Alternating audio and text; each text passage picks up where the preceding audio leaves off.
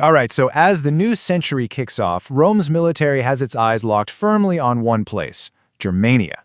So in the year 1 CE, you've got commanders like Vinicius out there, and they're doing exactly that, continuing the push to expand Rome's influence. They're leading campaigns deep beyond that all-important Rhine frontier. But then we jump to 6 CE, and suddenly a huge crisis erupts, and this one isn't on some distant frontier. It's right inside the empire's established borders.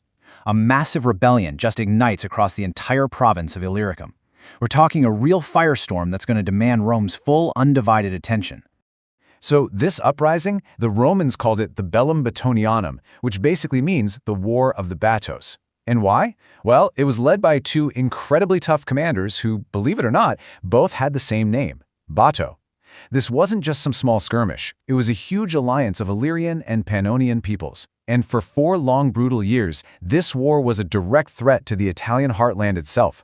Honestly, it ended up being one of the most difficult conflicts Augustus ever had to deal with.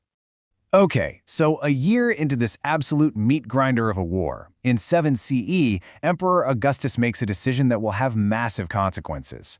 See, with so many of his best, most experienced legions tied down fighting in Illyricum, he has to find someone for Germania. So, he gives command of the Roman forces there to a man named Publius Quintilius Varus. And this is where things get really interesting. While Rome's military might is stretched to the absolute limit putting down this revolt in the south, the pieces for a historic disaster are quietly falling into place up in the forests of the north. You see, while Varus is in charge, a Germanic chieftain named Arminius is making moves. And here's the kicker. Arminius wasn't just some random tribal leader. He was a Roman citizen, he'd served as an officer in the Roman auxiliaries, and he was secretly putting together a massive anti-Roman alliance right under their noses. Now, let's pull the camera back for a second.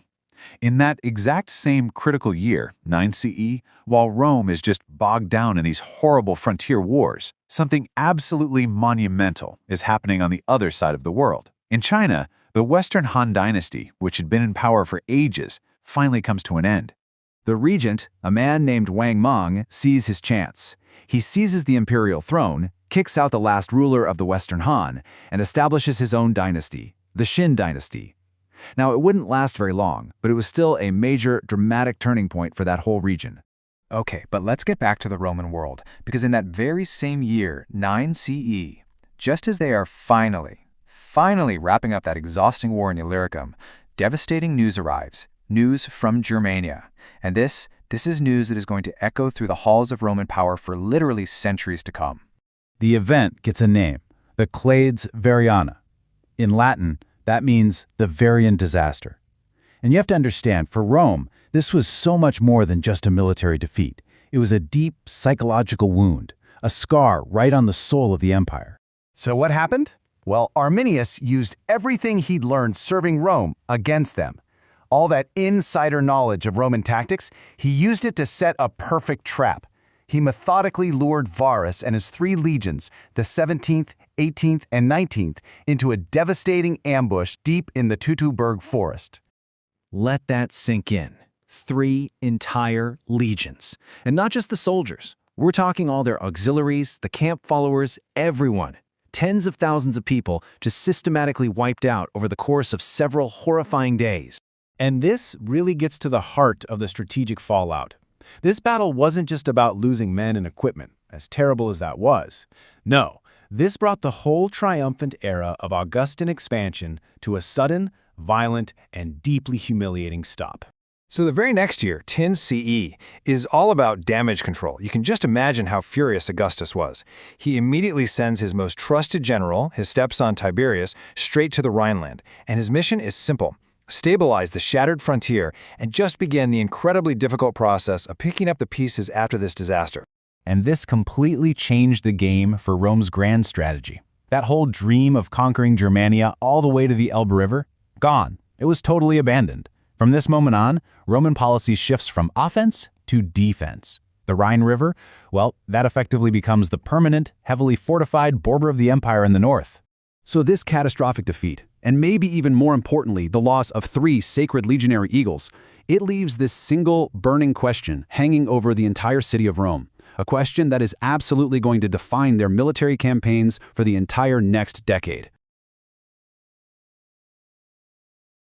All right, so we're picking up right where we left off, and the world is in a state of flux, really. From the massive Shin Dynasty in the east, all the way to the heavily guarded Roman frontiers in the west. It's a time of profound transition and, a lot of simmering conflict.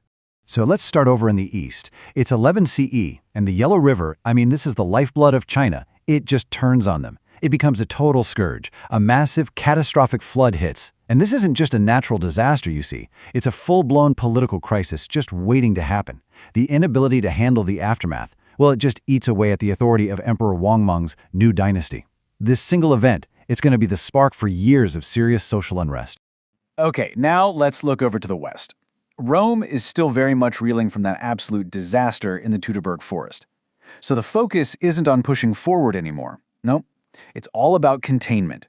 For the next 3 years, from 11 to 13 CE, the legions are just digging in, fortifying that Rhine frontier like their lives depend on it. And it's basically a public admission that the whole dream of conquering Germania, that's been put on hold.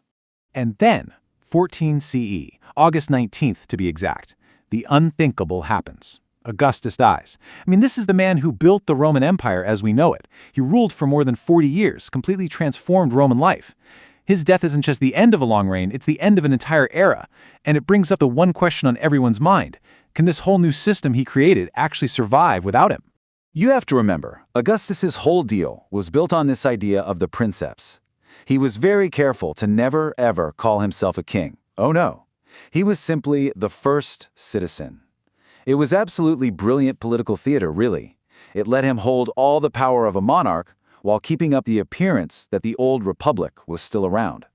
Now, with him gone, that whole carefully built illusion is about to face its biggest test yet. So, does it pass the test? Well, for now, yes. Power doesn't revert to the Senate or anything like that. Instead, it goes exactly where Augustus planned, to his stepson Tiberius. And you can't overstate how huge this is. This is the very first time an emperor has succeeded another.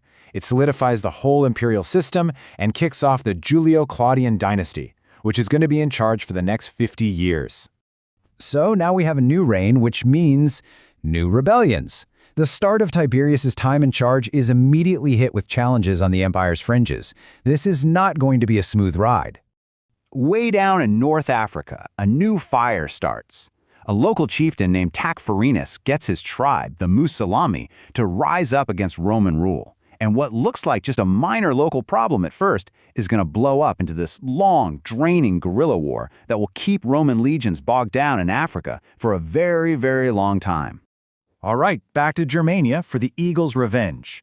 With Tiberius now securely in power, Rome's attention just snaps right back to that northern frontier.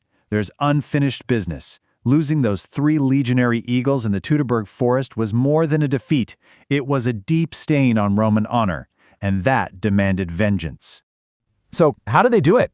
Well, the campaigns are pretty methodical. In 15 CE, Germanicus, he's Tiberius's popular and very ambitious nephew, he leads the legions deep into Germania. This is a huge, multi-year operation, and the goal is simple, really. 1, crush Arminians and his tribal coalition, and 2, and this is the big one, get those lost legionary standards back.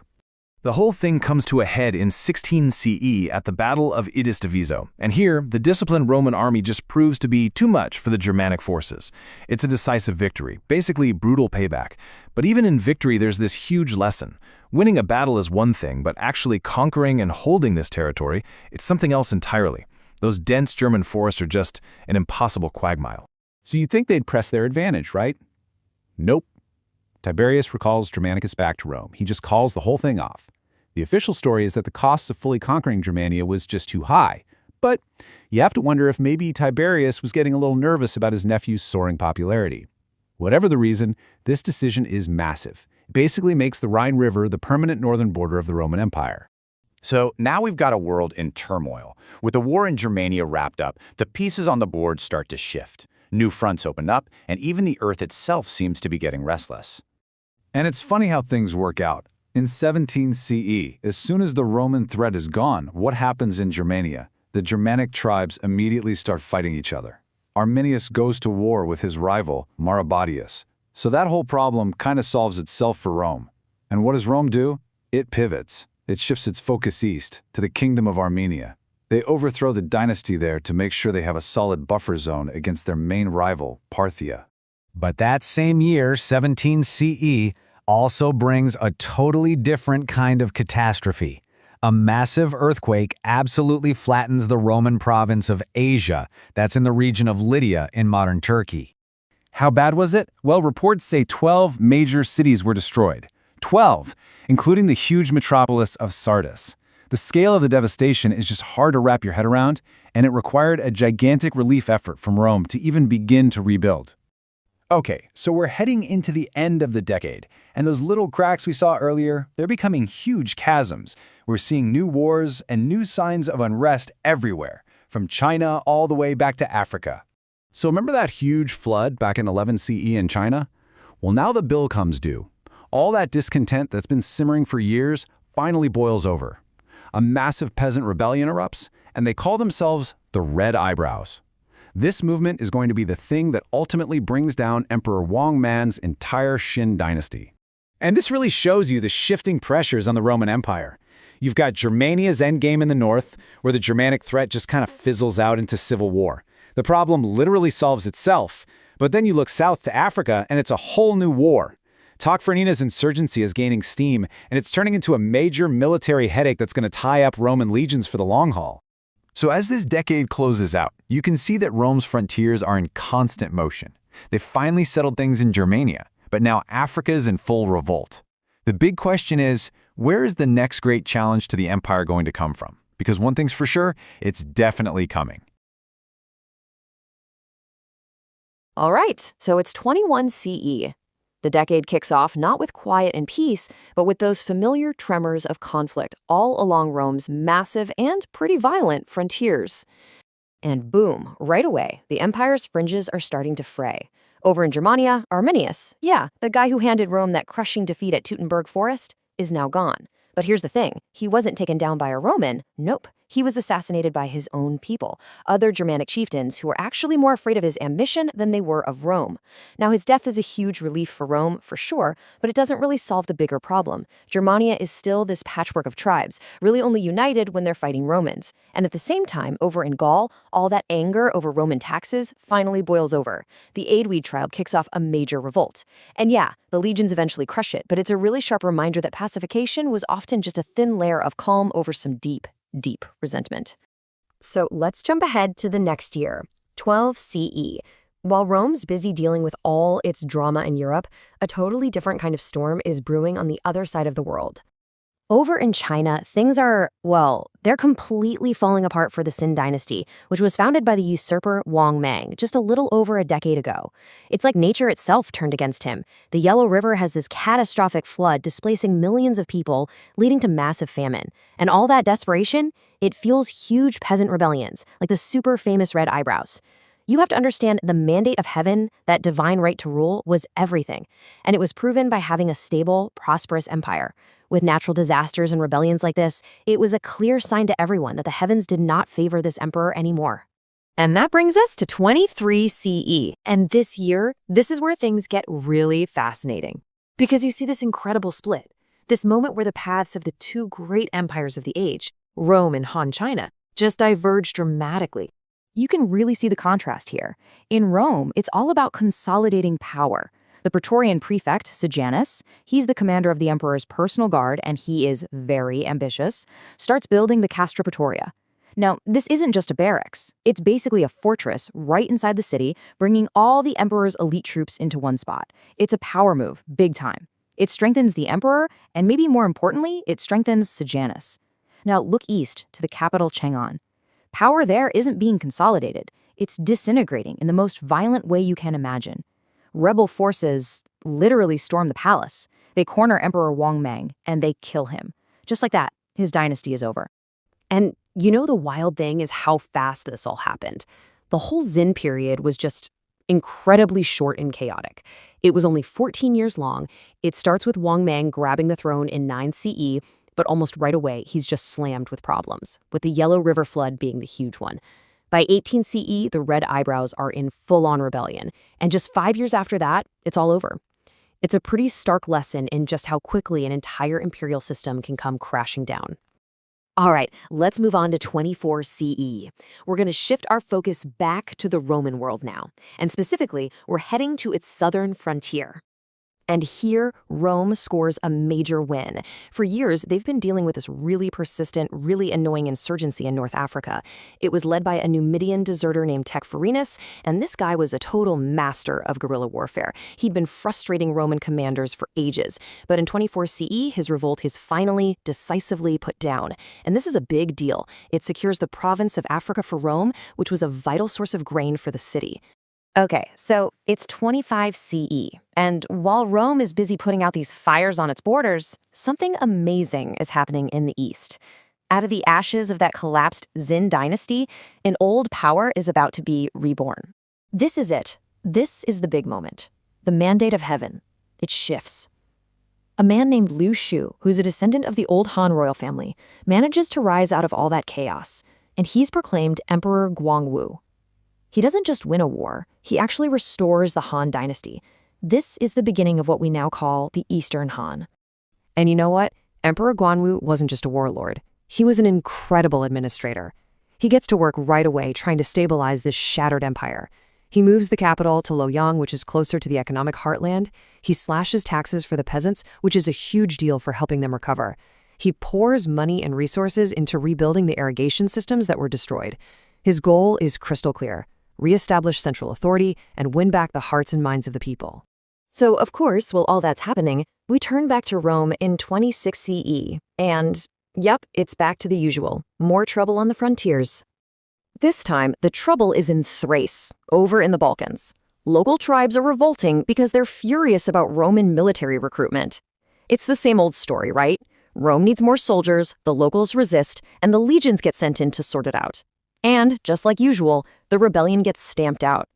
It's just another day at the office for Rome, part of that constant, grinding effort to keep control over its huge territories. Okay, let's look at 27 CE. This year is really something. You've got two huge events. One is this just awful public disaster that completely horrifies the Roman world, and the other is this quiet little beginning, something so small at the time that almost nobody outside one tiny province would have even noticed. So first, the disaster. In a town called Fidenae, right outside Rome, some guy trying to make a quick buck had built this cheap, shoddy wooden amphitheater for a gladiator show. A massive crowd packed in, eager for the games, and then the whole thing just gave way. The result was an absolute catastrophe. The estimated death toll was 20,000 people. I mean, it was one of the worst structural failures in ancient history. A tragedy that sent these shockwaves of just grief and anger all across Italy. And then there was the quiet beginning. Over in the province of Judea, a new sect starts to form within the very diverse world of Second Temple Judaism. It's centered around the teachings of a man named Jesus of Nazareth. To the Roman authorities, if they even noticed it at all, it was just another minor religious movement in a province that was famous for them. Nobody, absolutely nobody, could have imagined the world-changing force that would eventually come from such a humble start. So now it's 28 CE, and our focus snaps right back to that one frontier that just never ever gives Rome a break: Germania. This time, it's the Frisians who revolt, and the reason? Surprise, surprise, oppressive taxes. But unlike that revolt in Thrace a couple years back, this one doesn't end well for Rome. Here's the kicker. The Frisians actually win. They defeat the Roman army that was sent to crush them. It's a pretty significant setback, and it just goes to show that even with Arminius gone, trying to control the lands beyond the Rhine was still a really bloody and difficult business. Okay, so let's wrap up the decade. As we hit 29 and 30 CE, let's just pause and see where our two big empires are at. You can really see the difference here. Rome is still bogged down, grappling with these constant draining revolts on its borders, from Gaul to Thrace to Germania. I mean, life goes on back home, of course. We see administrative innovations like metal writing tools starting to be made around this time. But in China, the story is completely different. It's one of successful consolidation. The new Eastern Han dynasty isn't just surviving, it's thriving. Emperor Guangwu is reestablishing control over lost territories, even the important commanderies on the Korean peninsula. The contrast is just striking. One empire is fighting to hold its edges, while the other is successfully rebuilding its core and expanding its reach again. And that's how the decade ends. You can just feel this shift happening. In the East, a powerful empire has been brought back from the brink and is on the rise. And in a forgotten corner of the West, a new faith has been born, its future completely unknown. So the real question we're left with is this: what forces born out of this chaotic decade are going to be the ones to define the next one? So we're diving straight into the fourth decade of the first century. And what you have to remember is that across the globe, massive empires are digging in their heels, each one facing its own unique pressures, both from the outside and, from within.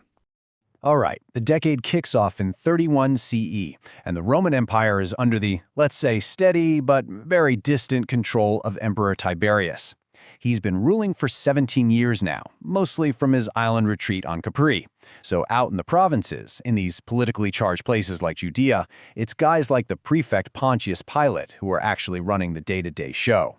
And it's in this incredibly volatile setting that something happens. Now, to the Romans at the time, this was barely a blip on the radar, just a minor provincial disturbance, but its consequences, absolutely monumental. Jesus of Nazareth is executed by crucifixion on the authority of the Roman governor, and that one act becomes the very foundation of what's going to become a new global religion. Then we get to 33 CE. And this year turns out to be a brutal test for Tiberius and for the entire empire. I mean, it's not just one problem. It's a whole bunch of crises all blowing up at the same time. You could call it a perfect storm, and it's not just bad luck. It really exposes how fragile the whole system is.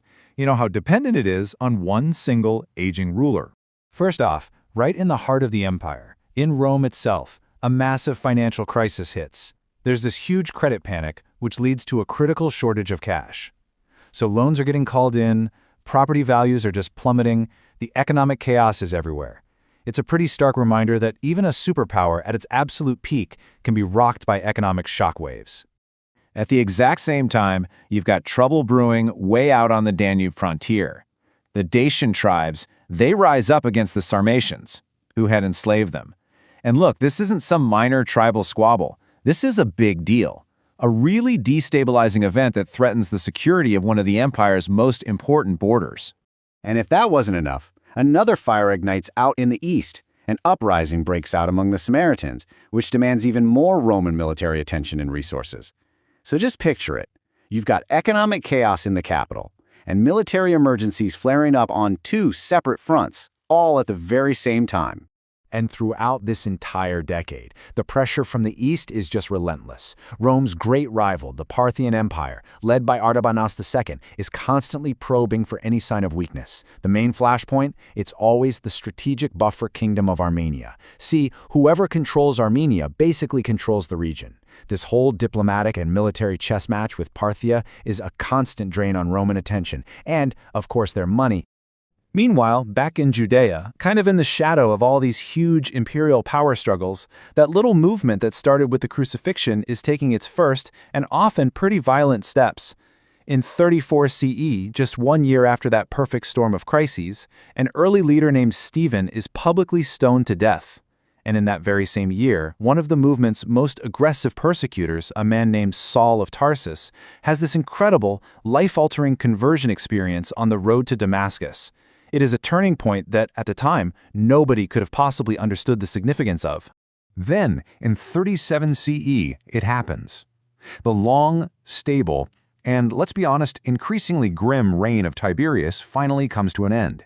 After 23 years on the throne, the old emperor is dead. And you can just imagine, all of Rome holds its breath. Why? Because everything, absolutely everything, now rests on the character of his successor. And wow, what a change it is. Rome goes from Tiberius, somber, reclusive, deeply experienced, to his great nephew, Caligula. At first, Caligula's engaging, energetic personality feels like a breath of fresh air. But here's the thing, he is completely unproven, and his rule is going to quickly become defined by some seriously erratic and unpredictable behavior. Caligula's reign begins with, well, a literal cataclysm. In that same year, 37 CE, a massive earthquake just devastates Antioch, which was one of the most important cities in the entire Eastern Empire. This becomes his first real test as emperor, and he responds by sending 2 senators to go assess the damage and manage the relief effort. But the crises in the provinces just keep coming. The very next year, in 38 CE, the streets of Alexandria, another crucial eastern city, explode in anti-Jewish riots. The violence really shines a light on these deep-seated ethnic tensions that were just simmering below the surface of the Roman peace. And these are problems that a brand new, totally inexperienced emperor now has to deal with. It's in the middle of all these challenges that Caligula's personality really starts to come out. There's this story that a soothsayer once just dismissed his ambitions, saying he had no more chance of becoming emperor than of riding a horse across the Gulf of Baiae. Now, for an emperor like Caligula, that wasn't just an insult. Oh no, that was a dare. And this just perfectly shows you how his mind worked. In 39 CE, to prove that prophecy wrong, Caligula orders this astonishing feat of engineering. He commands that a massive fleet of merchant ships be rounded up and lashed together to create a 2.5-mile-long pontoon bridge right across the Gulf of Baiae. Then, they cover the whole thing with earth, and he proceeds to ride his horse back and forth across it. It's just an incredible act of extravagance and pure ego, designed to prove one thing. For Caligula, nothing is impossible. So as the 30s draw to a close, the Roman world is being led by this incredibly volatile and unpredictable emperor. But to really get the full picture of the world in the year 40 CE, we have to pull our focus back and look way to the east. So in the year 40, the Roman Empire is a superpower, sure, but it's one governed by the whims of Caligula. Its legions are out there securing the frontiers, its administrators are managing all these crises, but the heart of the empire, its center, is defined by the erratic will of just one man. At the very same time, on the other side of the world, you've got the other great superpower, the Han Dynasty in China. It's also a vast, powerful empire, but just like Rome, it's facing its own serious internal challenges, especially down in its southern territories. Because in that same year, 40 CE, a major rebellion erupts in the Han province of Jiaozi. That's in modern-day northern Vietnam. And get this, the uprising is led by 2 sisters, Trung Chak and Trung Nhi, who are directly challenging Han imperial rule. This is no small skirmish either.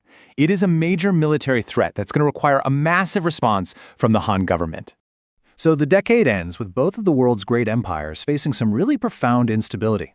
In the West, the danger is coming from the top, from the unpredictable emperor himself. In the East, it's coming from a powerful rebellion on the frontier. And that leaves us with a fascinating question as we look ahead to the 40s, doesn't it? Which one of these fires is going to burn hottest? All right, so we're diving right back into our chronicle of the 1st century, and we land in a year that's about to see some profound and pretty violent change for the Roman Empire. So, the year is 41 CE, and in Rome, you can just feel the tension in the air. Emperor Caligula's reign, well, let's just say it's been marked by what a lot of historians call tyranny, even insanity. And his time is just about up. And there it is. On January 24th, it happens. Emperor Caligula is assassinated. But get this, it's not some foreign enemy or rival senator who does the deed. Nope, it's an inside job, carried out by Cassius Chaerea, a tribune in his own personal bodyguard, the Praetorian Guard. And with that one single act, the Praetorians basically tear the curtain down on what one historian famously called the secret of the empire. See, it revealed that it wasn't the Senate, and it sure wasn't the will of the people that chose the emperor. No, it was the army, the guys with the swords, right there in the capital. They now held the power to make or unmake the most powerful man in the world. So in all the chaos, right after the assassination, what do the Praetorians find? A man, hiding behind a curtain, absolutely terrified for his life. And who is it? It's Caligula's uncle, Claudius. You know, the guy the imperial court had always dismissed because of his limp and his stammer. But in this just incredible moment of irony, the guards, the very men who just killed the emperor, they don't kill him. Instead, they pull him out and proclaim him emperor right then and there. So this new emperor, Claudius, I mean, talk about an unlikely candidate. He was seen as an outcast for so long, but he was also a really serious scholar with a huge interest in the law. He would actually preside over legal cases himself. And this is crucial. He put in reforms that gave protections to slaves, which was a pretty big deal for Roman law at the time. So far from being some weak ruler, Claudius turned out to be really ambitious, and right away he started looking to expand the empire's borders. Okay, so as Claudius is getting his feet under him in Rome, something really fascinating starts happening. If you zoom out, way out, you see this incredible parallel. On opposite ends of the Eurasian landmass, the two biggest superpowers of the day, Rome and Han China, both launch major military conquests at pretty much the same time. And that parallel expansion, it tells you a lot about where the real power was in the world in the mid-1st century. So in the year 42, we shift our focus to the east. The Han Dynasty has a problem, a rebellion on its southern frontier. So they do what big empires do. They dispatch a massive expeditionary force, led by one of their very best generals, a guy named Ma Yuan. And leading this rebellion are two Vietnamese sisters, Trung Trac and Trung Nhi. They've managed to stir up a major revolt against Han rule in the province of Jiaqi. But now they're staring down the full, organized power of the Han military machine, with General Ma Yuan at its head. Now, the rebellion actually got off to a pretty good start back in 40 CE. But once the Han Empire decided to respond, that response was incredibly swift and decisive. By 43 CE, that's just 1 year after Ma Yuan's army shows up, the whole uprising is completely crushed. The region is brought firmly back under direct Han control. End of story. And get this, in that exact same year, 43 CE, just as the Han are locking down their southern border, the Romans kick off a massive invasion of their own. But they're going in the complete opposite direction, north, across the sea. Yep, this is it, the beginning of the Roman conquest of Britain. Remember Claudius, the accidental emperor? Well, he greenlights this whole thing. Why? He needs military glory to legitimize his rule, to show everyone he's a real emperor. So he sends Aulus Claudius with 4 legions, we're talking over 20,000 professional soldiers, with one goal: make that resource-rich island a permanent Roman province. And let me tell you, it's going to be a long, bloody campaign that will last for decades. So while the legions are busy fighting abroad, the middle years of the decade are really defined by stuff happening back at home. Political maneuvering and even the stirrings of new religions. In the year 44, something really significant happens for a small but growing religious movement. James the Great, one of the original 12 apostles of Jesus, is executed in Jerusalem. For the early Christians, this is a massive moment. It's the very first martyrdom of an apostle recorded in the New Testament, a real turning point. Meanwhile, what's going on with Rome's #1 rival? Well, the Parthian Empire, over to the east, is basically tearing itself apart with internal conflict. And for Rome, this instability on their eastern flank is both a danger and, a huge opportunity. You can bet Roman strategists are watching this very closely. Yeah, for most of this decade, Parthia is just bogged down in a civil war between two guys fighting for the throne, Vardanes the first and Gotarzes the second. And what does that mean for Rome? It means Parthia is completely neutralized as an external threat. This gives Rome a totally free hand to do what it wants elsewhere, like, for example, pouring resources into that big invasion of Britain. So with no major foreign threats to worry about, Claudius can really focus on locking down his power at home, and his attention turns to the city of Rome itself and its massive, complex, and sometimes very restless population. At some point during his reign, we think between 41 and 53 CE, Claudius actually expels Jews from the city of Rome. Now, from what Roman sources tell us, this probably wasn't a religious move. It was political.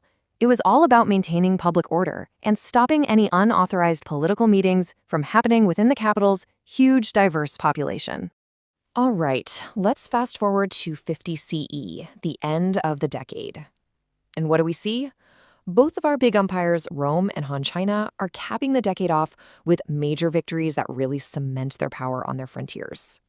So over in the West, 7 long years after that invasion of Britain began, the Romans finally get a huge win. The leader of the British resistance, a really charismatic chieftain named Caradicus, this guy had been a major thorn in their side for years. He is finally defeated and captured. This is a massive step in solidifying Rome's foothold on the island. And at the same time, over in the East, you see that parallel again with Han China.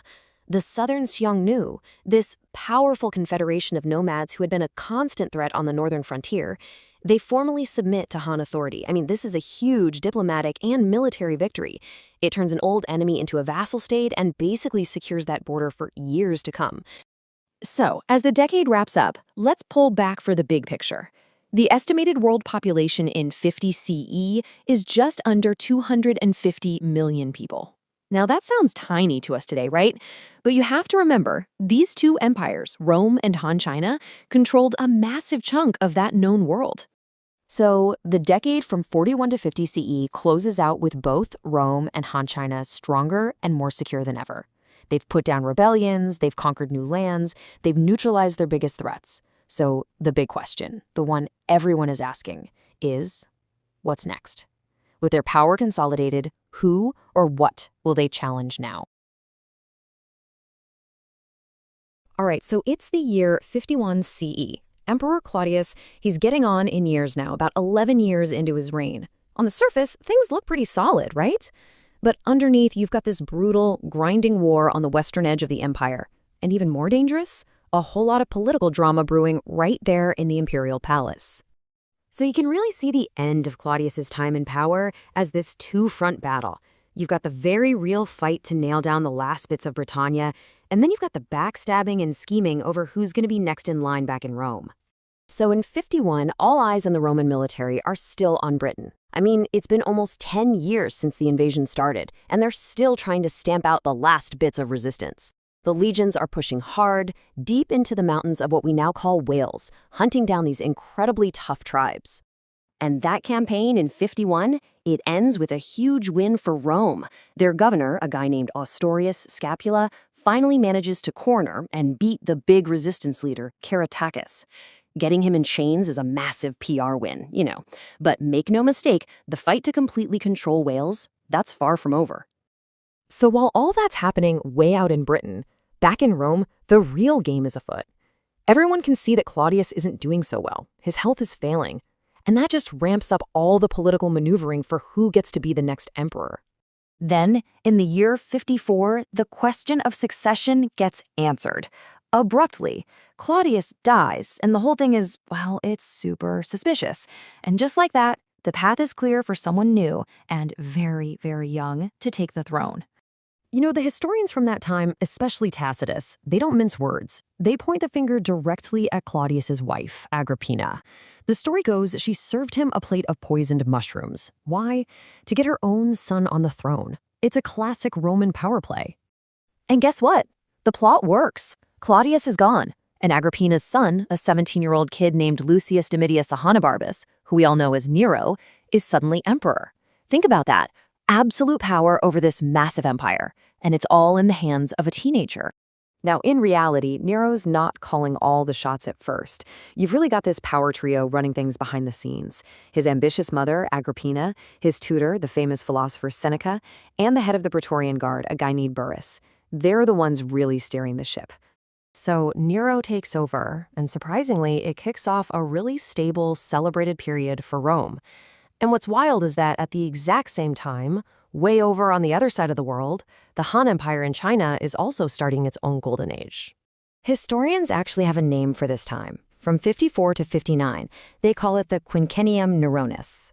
Basically, the 5 good years of Nero. It's remembered as this time of really solid government, thanks mostly to Seneca and Burrus calling the shots. And in 55, Seneca's power becomes official. He gets appointed as a consul. This is huge because it really cements the idea that smart, experienced guys are running the show, which is a big reason why Nero's reign gets off to such a great start. You know, this parallel thing is just fascinating. So in 57 CE, while Rome is enjoying its good years, over in China, Emperor Mang takes the throne. And his rule is also seen as a golden age. He focused on public good, promoting honest officials. Sounds a lot like the stuff Seneca was preaching back in Rome, doesn't it? But of course, this kind of internal peace and quiet can't last forever. A challenge was bound to pop up from the outside, and it does. The old rivalry with the Parthian Empire heats up again, forcing Rome to turn its attention back to that shaky eastern border. The flashpoint? It's the Kingdom of Armenia. You have to picture it like this little kingdom stuck right between two giants, Rome and Parthia. It's a critical buffer zone, and for years, figuring out who gets to control it has been the main reason these two superpowers keep clashing. And look, this isn't just some petty border argument. This is a clash of titans. Each empire sees itself as the true successor to the great conquerors of the past. Rome looks back to Alexander the Great, Parthia looks back to Cyrus. They're meeting right at the Euphrates River, and only one of them can be the top dog in the Near East. So, in the year 58, things finally boil over. Parthia goes ahead and puts its own guide Tiridates on the throne in Armenia. For Rome, that's a red line. Absolutely not going to happen. The response is immediate. They gave command to a top general, Corbulo, and the legions start marching east. We are officially at war. And at the exact same time, all the way on the other side of the empire, the war in Britain is finally winding down. Between 58 and 59, the legions are basically mopping up the last bits of resistance in Wales. After nearly 20 years of fighting, the province is finally mostly quiet. So as we get to the end of the 50s, if you were in the city of Rome, things would seem great, really stable. The government's running smoothly, and everyone seems to love the young emperor. Those 5 good years are in full swing. But underneath that calm surface, there's a problem. A big one. The legions are tied up in a really tough, expensive war out east. This fight with Parthia is a huge test for Nero's new government, and it's going to soak up money and manpower for years to come.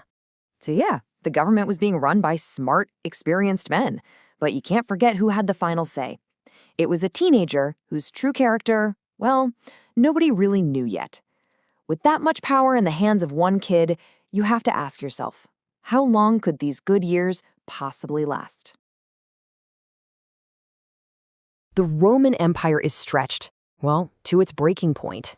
You've got these simmering conflicts on every frontier, from the mists of Britain all the way to the deserts of Parthia. And these aren't just small brush fires. They're about to boil over and threaten the very heart of the empire. So let's head out to the frontiers, because this is where that whole idea of Roman invincibility, yeah, it's getting put to the test, and hard. We've got 2 huge military campaigns wrapping up, one on each side of the known world, and both are ending in blood. Okay, so the year is 61 CE. Our focus is on the province of Britannia. You remember that massive rebellion? The one that literally set the south of the island on fire? Well, it's all coming to a head. Queen Boudica of the Iceni is leading her forces into one last, brutal confrontation. And the Roman response? It is just absolute. Final. The governor, Gaius Suetonius Paulinus, is massively outnumbered, but that doesn't matter. He uses classic Roman discipline, classic Roman tactics, and just annihilates the tribal coalition. This isn't just a win, you see. It's a message. The revolt is crushed so completely, so utterly, that Roman control over southern Britain is locked in for the next 3 centuries. The frontier is safe, sure, but the price was unbelievably high. So you'd think, after putting down a fire like the one in Britain, Nero's government could maybe take a breath? Nope, not a chance. Their attention is immediately yanked thousands of miles to the east. We're talking about Armenia now, that all-important buffer state, the place that's always a source of trouble with Rome's #1 rival, the Parthian Empire. But here's the thing. This time, the outcome is totally different. In 62 CE, a Roman army doesn't just lose at a place called Randia, they are utterly humiliated. The general in charge, a guy named Paetus, he tries to cover it up, downplay how bad it was, but that all falls apart in the spring of 63, when a Parthian delegation shows up in Rome and basically spills the beans. Now, Nero's government is backed into a corner. There's no crushing victory here. Instead, they have to compromise. The resulting Treaty of Randia, it's a brilliant piece of political maneuvering, really, a masterclass in saving face. See, Parthia gets what it wants, their prince on the throne of Armenia, but Rome gets to be the one to crown him in a big public show. It looks like strength, but really, it's a peace deal made out of pure desperation. So, okay, the frontiers are, let's say, stabilized. One was beaten into submission, the other was patched up with a tense political deal. But the real problem? The crisis is now moving inward. It's heading for the very heart of the empire. Rome itself is about to go up in flames. And it happens in the summer of 64 CE. A fire breaks out in the capital. It starts small, just in the crowded shops near the Circus Maximus, but it quickly spirals into a catastrophe. The scale of this thing, it's hard to even wrap your head around. For almost a full week, the center of the Roman world is just a raging inferno. And when the smoke finally clears, huge parts of the city are gone. Just gone, reduced to ash. Now, Emperor Nero has a major problem, a very angry, very homeless population. He needs someone to blame, and he needs them fast. He finds his scapegoat in the tiny and widely misunderstood Christian community. And this is a truly dark moment. It's the beginning of the first organized, state-run persecution of Christians, a policy literally born from the ashes of the city. And you have to understand, all of these crises are connected. As Nero is busy trying to rebuild Rome and point fingers, trouble is brewing somewhere else. Another really important province, one that has been simmering with anger against Roman rule for years, is just about to blow. Flash forward to 66 CE, and you can see the empire is basically cracking in two places at once. Back in Rome, Nero's paranoia is just getting worse and worse. It's creating this atmosphere of pure terror among the elites. At the exact same time, all the way over in Judea, the Roman governor Gessius Florus does something unthinkable. He raids the treasury of the Second Temple, an act of unbelievable sacrilege. And that is the final straw. A massive nationalist uprising explodes across the province. This is the start of the First Jewish-Roman War, and it's going to be a long, ugly fight. Now, Nero, for all his faults, gets how serious this is. This isn't just some little border dispute. This is an all-out war for a province that is absolutely critical to the empire. He knows he needs to send in his A-team. His best general has to go handle this. And the man he picks for the job? Titus Flavius Vespasianus. This guy is a veteran. Tough, pragmatic, no nonsense. In 67 CE, he gets to Judea and immediately gets to work with this, well, grim efficiency. He starts a slow, methodical, grinding campaign to take back the province, piece by piece, starting up north in Galilee. So you've got this picture, right? Vespasian is carefully, meticulously putting down this rebellion in the east. But while he's doing that, back in Rome, everything is just falling apart. The rot at the core of the empire finally causes a complete and total system collapse. Then, in June of 68 CE, the moment finally comes. The unthinkable happens. After all the years of paranoia, of tyranny, of sheer mismanagement, the Senate finally grows a spine. They declare Nero an enemy of the state. He's abandoned by everyone, has nowhere to run. And so the last of the Julio-Claudians, the last direct link to Augustus, commits suicide. And in his place, a giant, gaping power vacuum right in the center of the Roman universe. Nero's death doesn't fix anything. It unleashes pure, unadulterated chaos. The year 69 CE, well, it goes down in history as the year of the four emperors. It's just a blur of violence. First up is Galba, but he only lasts a few months before his own bodyguards, the Praetorian Guard, murder him. Then comes Otho. He gets defeated in a battle by a rival, a general named Vitellius, and commits suicide. So Vitellius marches into Rome and takes power, but he's immediately challenged by other legions. It's just this horrifying, fast-paced nightmare of Roman armies fighting Roman armies. And what this bloody year really proves, what it lays bare for everyone to see, is a new, fundamental truth about the Roman Empire. The power, it's not in the Senate anymore. It's not with the old families in Rome. The real power, the ability to make or break an emperor, now belongs to the legions out on the frontiers. From now on, the emperor is simply the man with the biggest, toughest army. But out of all this bloodshed, all this chaos, something new is starting to take shape. A new order. And it wasn't born in the hollowed halls of the Senate. It was forged in fire and blood on the battlefields of the provinces. Think about it. While all these generals in the West are tearing each other to pieces, the powerful legions in the East, the guys hardened by years of war against Parthia, and now in Judea, they decide they've had enough. They make their move, and they declare their own commander, that same tough, methodical general, Vespasian, as the new emperor. And it all comes down to one final, decisive battle, the Second Battle of Bedriacum in northern Italy. Here, the legions loyal to Vespasian, mostly tough veterans from the Danube frontier, absolutely smash the armies fighting for Vitellius. It's a bloody, brutal, and conclusive victory. The civil war is over, and the throne now belongs to the general from Judea. So, Vespasian now has an empire to run. He heads to Rome to start putting the pieces back together. But there's one piece of unfinished business, the war in Judea. It's still raging, so he leaves the final, most brutal part of the job, the siege and capture of Jerusalem, to his son, Titus. So, in 70 CE, Titus lays siege to Jerusalem, and what follows is just horrifying. It's one of the most brutal, desperate sieges the Romans ever conducted. For months, it's just starvation, disease, infighting inside the city walls, and constant, relentless attacks from the legions outside. Finally, they break through. And the Roman revenge is absolute, total. The city is razed to the ground, systematically torn down, burned, destroyed. And the Second Temple, which had been the center of Jewish faith for over 5 centuries, it is completely obliterated. Its treasures are looted, packed up, and shipped back to Rome. This isn't just the end of a war, it's a cataclysmic event that changes the course of history forever. And this brutal victory is what cements the new dynasty in power, the Flavians. Vespasian and his sons Titus and Domitian are now in charge. And all that incredible wealth plundered from Jerusalem, it gets put to use funding a massive building spree in Rome, designed to glorify the new family in charge. The most famous project of all, the Colosseum, is paid for with the spoils of this war. A brand new era has dawned, and it's being led by a tough, practical family of soldiers. So we've come full circle. We've seen a decade defined by crisis. We saw Rome itself burn. We watched the empire tear itself apart in a vicious civil war.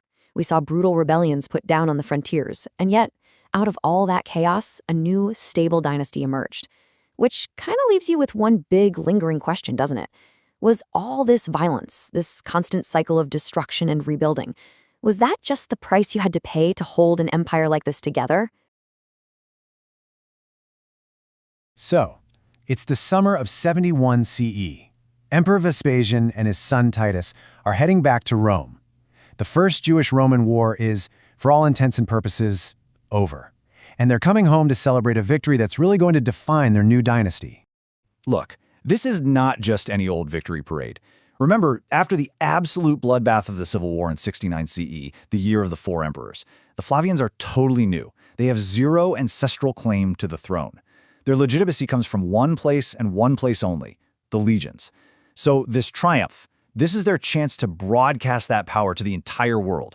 And the spectacle they put on is just a masterclass in political theater. You've got wagons just piled high with gold and silver rolling through the streets. You have Jewish prisoners, including the captured resistance leaders, Simon Bar Giora and John of Giscala, being paraded in chains. But the real centerpiece, the ultimate symbol of total subjugation, is the treasure from the destroyed Second Temple in Jerusalem. We're talking about the menorah, the table of showbread, the Torah. You see, this wasn't just conquest. It was the public dismantling of an enemy's entire culture. And it all wrapped up with the ritual execution of their leaders in the very heart of Rome. Now, amidst this absolutely overwhelming display of military force, the message coming from Titus is very, very carefully calculated. He publicly shrugs off the credit, framing the victory not as his own, but as divinely ordained. It's a brilliant piece of propaganda, basically suggesting that the gods themselves gave the thumbs up for the Flavians to take power. It's interesting. The triumph in Rome happened back in 71 CE, but the war's final, brutal chapter doesn't actually close until 2 years later, in 73 CE. The fall of that desert fortress at Masada marks the grim final end of the rebellion. It's a postscript of defiance that has really echoed through history. All right, so the war is won. The triumph is over. What do you do with all that wealth seized from Judea? Well, it gets put to work immediately. Vespasian uses the spoils of war to kick off this massive building program, one designed to physically remake Rome in the image of the Flavian dynasty. And you know, the spoils weren't just gold and silver. According to the historian Josephus, a staggering 97,000 people were taken captive and enslaved. That number, it represents the human costs that would directly fund and physically build the Flavian vision for the capital city. And this table here shows you exactly where that money and that labor went. In 75 CE, Vespasian dedicates the Temple of Peace, this grand complex built to house the treasures from Jerusalem. And even more famously, he starts construction on the Flavian Amphitheater, what we know today as the Colosseum, a monument that was explicitly funded, according to its own inscription, from the spoils of war. So while Rome itself is getting a major facelift, the work of the empire never, ever stops. Out on the frontiers, the military machine just keeps grinding away with its relentless process of consolidation and expansion. Way up on the northern frontier, in 77 CE, General Gaius Julius Agricola is made governor of Britain. And as you can see, he methodically pushes Roman control northward year by year. He subdues Wales in 78, he consolidates his hold on northern England in 79, and by 80 CE he's campaigning deep into Caledonia, what the Romans called modern-day Scotland. It is a textbook Roman expansion. Then, in 78 CE, a little bit of geopolitical luck for Rome. Over in the rival Parthian Empire, Rome's constant headache in the east, their king dies, and it triggers a succession crisis. This internal chaos effectively neutralizes the eastern threat, which lets the Flavians focus their military resources somewhere else. So, the frontiers are mostly secure, and this monumental building program is well underway. Vespasian's decade-long project of stabilizing the empire is almost complete. But now the Flavian dynasty faces its most critical test, the very first transfer of power. On June 23, 79 CE, Vespasian dies of natural causes. This is the moment of truth. But unlike the chaos that brought him to power, the succession is completely seamless. His eldest son, Titus, who had basically been his co-ruler for years, ascends to the throne immediately and peacefully. The dynasty holds. Titus's reign kicks off with political stability, which is great, but it's immediately overshadowed by a series of disasters on an almost unimaginable scale. The new emperor is about to be tested, not by men, but by nature itself. Just 2 months into his rule, in August of 79 CE, Mount Vesuvius erupts, and the catastrophe is absolute. The cities of Pompeii and Herculaneum are just wiped from the face of the earth, buried under tons and tons of ash and pumice. Thousands of lives are snuffed out in an instant. I mean, just try to get your head around the scale of this thing. The eruption column shot up 33 kilometers, that's over 20 miles, into the stratosphere. This single number just shows you the terrifying elemental power that Titus and the Roman world were suddenly forced to deal with. And yet, in 80 CE, Titus pushes forward. In a really crucial show of resilience and imperial generosity, he finishes his father's great amphitheater. He then inaugurates it with 100 days of spectacular games, a necessary gift to a population that was still reeling from disaster. But the trials were not over, not by a long shot. Even as the games are being celebrated, reality hits back with shocking brutality. In that same year, 80 CE, a massive fire tears through Rome for 3 days and 3 nights. And right on its heels, a severe plague sweeps through the traumatized city. And this wasn't just some small fire. It destroyed some of Rome's most iconic landmarks, including the Temple of Jupiter Optimus Maximus, right on the Capitolian Hill, and even Agrippa's original Pantheon. The very civic renewal the Flavians had worked so hard to build was now, quite literally, going up in smoke. So the decade that began with the triumphant creation of a new dynasty closes on a note of profound crisis. Sure, the Flavians had built the Colosseum, but they had also watched their capital burn and their people suffer. They entered the 80s having faced a trial by fire, ash, and plague, leaving this critical question hanging over the future of Rome itself. All right, so we kick things off in the year 81 CE, and right away there's a major shakeup at the very top of the Roman world. So over in Rome, the pretty brief reign of Emperor Titus comes to an end. And who takes his place? None other than his younger brother, Domitian. Now, Domitian is inheriting an empire that's been through the ringer, right? Still reeling from the eruption of Vesuvius and a huge fire in Rome. So with him on the throne, it's really the start of a whole new chapter for the Flavian dynasty. So, what's the first order of business? Well, for the 2 great empires of the era, Rome and Parthia, these first few years are all about consolidating power from within. And what's fascinating is that a very similar thing is happening over in the east. Just as Domitian is taking the reins in Rome, the Parthian Empire is also getting its house in order. They've been dealing with some internal division, but now Pacorus II manages to get rid of his rival Artabanus III. Boom! He's now the sole ruler. So what you have are 2 freshly stabilized powers just kind of staring each other down across the Euphrates River. Now you might think, a new emperor means new conquests, right? But Domitian, he wasn't like some of the guys who came before him. He wasn't immediately gunning for some grand, glorious expansion. Actually, his early military policy was pretty defensive, and it came from a really practical place. He knew that just trying to conquer everything was crazy expensive and just not sustainable. So instead, he decided to focus all of Rome's military muscle on securing and beefing up the borders the empire already had. And he doesn't waste any time putting this plan into action. In 81, he's personally leading a campaign against the Chatti tribe to lock down the border in Germania. Flash forward to 83, and his general, Agricola, scores this huge victory way up in modern-day Scotland, beating the Caledonian tribes at the Battle of Mons Graupius. And in that very same year, they start building the Limes Germanicus. I mean, this thing was a massive network of forts and watchtowers all along the Rhine River. The idea was to create a solid, hard-to-breach frontier. Okay, so while Rome is busy fortifying its borders in Europe, what's happening on the other side of the world? Well, the Han Dynasty in China is doing the exact opposite. They're pushing their influence way out, deep into what they called the Western regions, which is basically Central Asia. And by the year 84, the main guy leading this charge is a general and diplomat named Ban Chao. His mission? To get Han control back over the super important Silk Road trade routes. And let me tell you, this was a job that required both a silver tongue and a sharp sword. And Ban Chao's strategy here is just brilliant. It's a masterclass in diplomacy. So the king of Kashgar rebels, and he's got backup from the Kangju people. A lesser general might just charge in, right? Not Ban Chao. Instead, he goes and makes an alliance with the powerful Kushan Empire to the south. Working together, they completely isolate and take care of the threat. I mean, that's some seriously sophisticated geopolitical chess playing right there. So now his southern flank is secure thanks to that new alliance with the Kushans. And what does Ban Chao do? He goes right on the offensive. This is in the very next year, 85 CE. He marches his forces against the kingdom of Trapan, which sits in a really strategic spot in the eastern Tarim Basin. And this victory, it shoves Han influence even further west, really tightening their grip on that whole network of oasis city-states that were absolutely essential for the Silk Road to function. But, holding on to this region was like trying to hold sand in your fist. It was anything but stable. Just 2 years later, in 87, fresh rebellions pop up, challenging Chinese authority all over again. So once again, Ban Chao has to move, and he has to move decisively.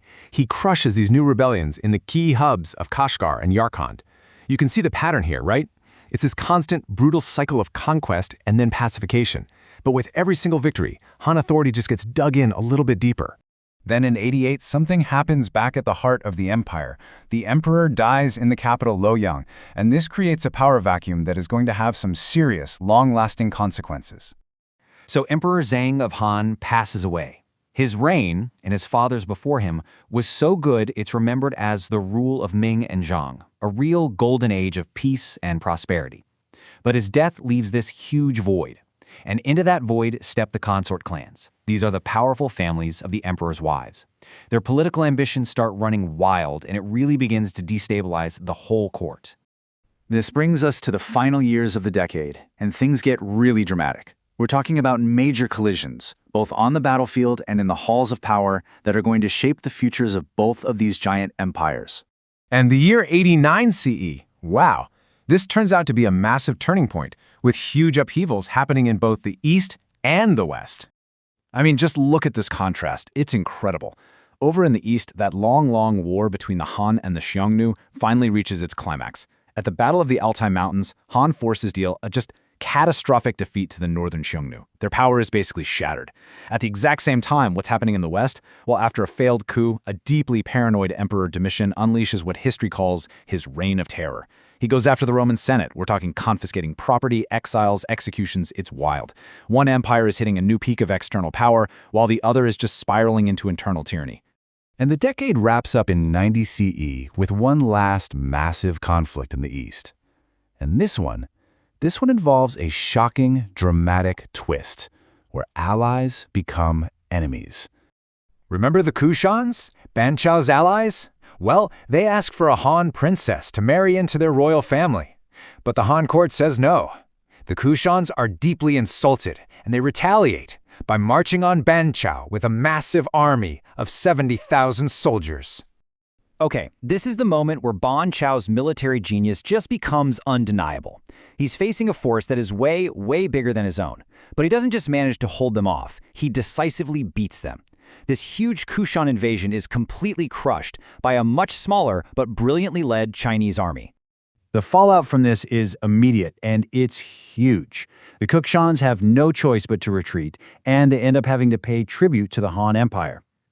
With that threat taken care of, another Han general, Do Xian, picks up where they left off, going after what's left to the Xiongnu.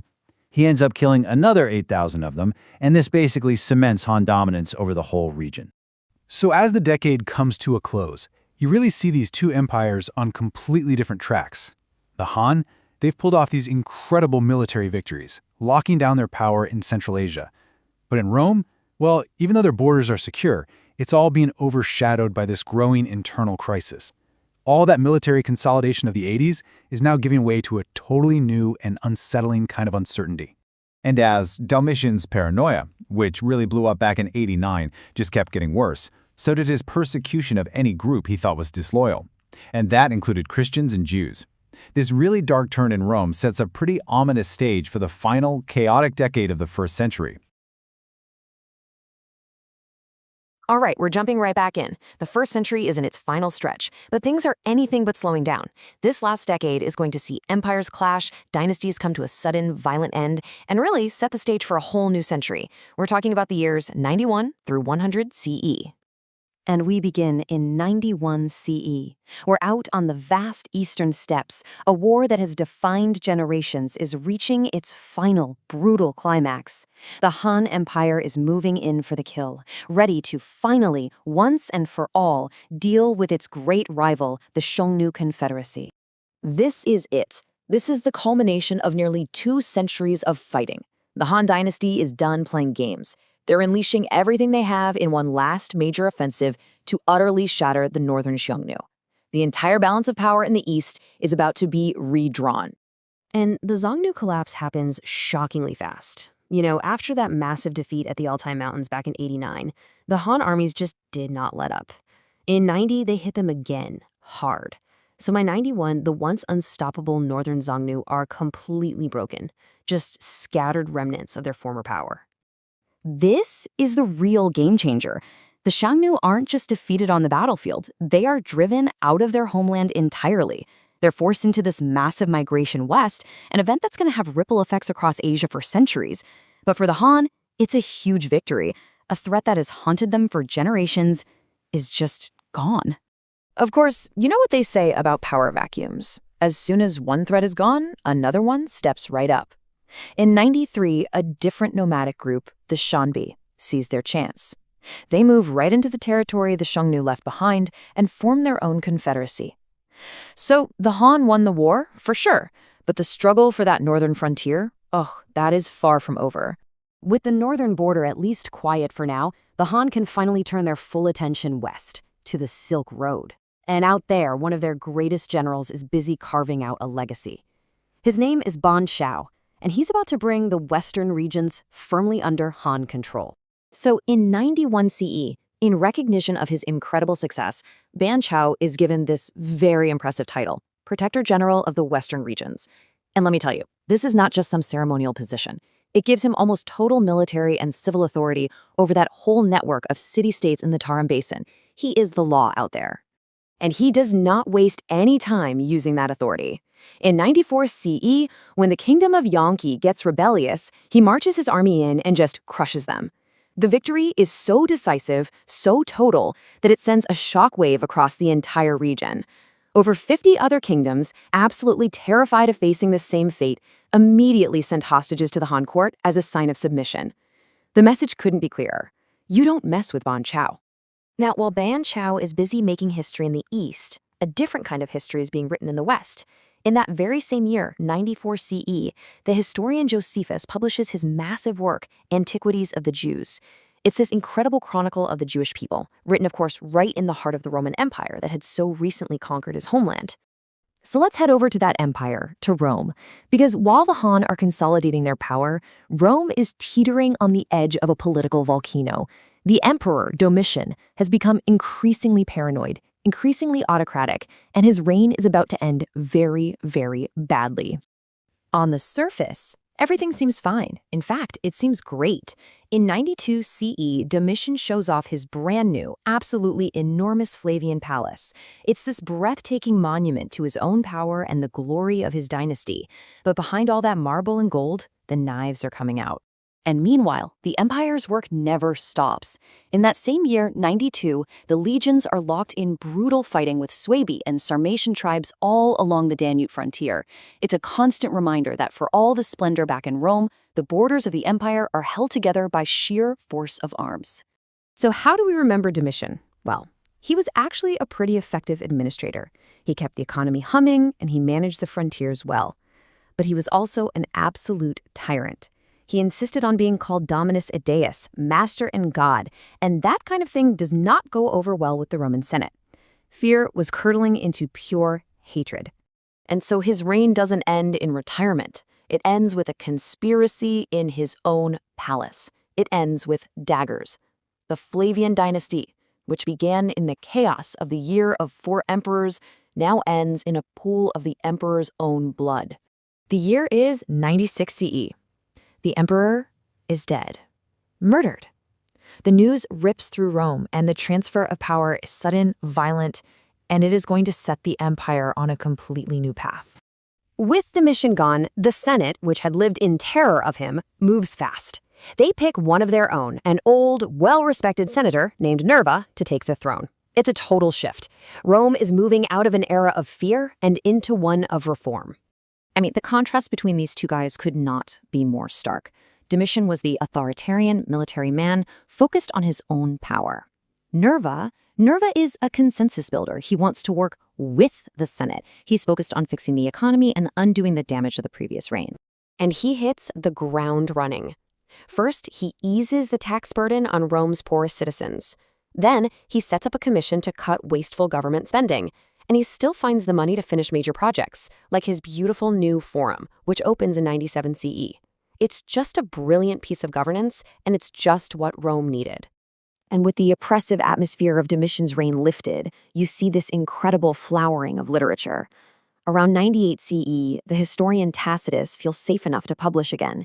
He releases 2 incredible works, the Agricola, about his father-in-law's campaigns in Britain, and the Germania, this fascinating look at the tribes living just beyond the empire's borders. Okay, so as the 1st century officially draws to a close, let's pull the camera back one last time and take a quick look around the globe. Because, of course, Rome and Han China are not the only stories unfolding. Over in what's now parts of Afghanistan and Pakistan, a really fascinating kingdom is breathing its last. The Indo-Parthian kingdom, which had been this great melting pot of cultures, sees its final king, a man named Pacorus, take the throne. It really is the end of an era in that region. But as one story ends, another is just beginning. Half a world away, on the coast of South America, the Mache culture is starting to emerge in modern-day Peru. They're going to go on to create some of the most stunning art and architecture in the ancient Americas. And up in Mesoamerica, the city of Teotihuacan is already a metropolis. We're talking somewhere between 60 and 80,000 people. That makes it one of the most populous cities anywhere on the planet at this time, an incredible hub of power and culture. So, the 1st century is over, and you've got the 2 superpowers of the known world, Rome and the Han, both having just settled their frontiers, both having stabilized their leadership. It really makes you wonder, right? Is the 2nd century going to be this incredible era of peace and prosperity? Or is this just the quiet moment before the next storm breaks?